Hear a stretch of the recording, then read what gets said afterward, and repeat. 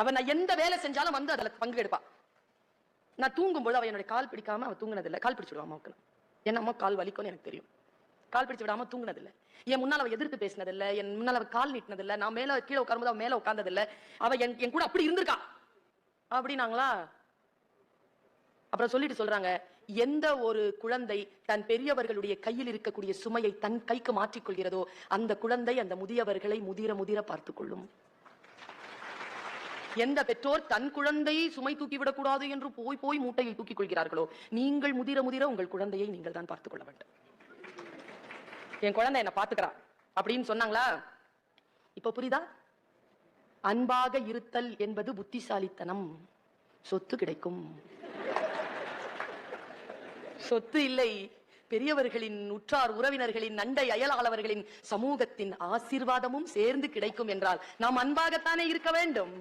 அன்பாக இருப்பது புத்திசாலித்தனம். அதனால்தான் அன்பு திருக்கோயில் என்று சொல்லாமல் அறிவு திருக்கோயில் என்று சொன்னார். அன்பாக இருத்தல் என் குழந்தைகளே புத்திசாலத்தின் பார்ப்பட்டது.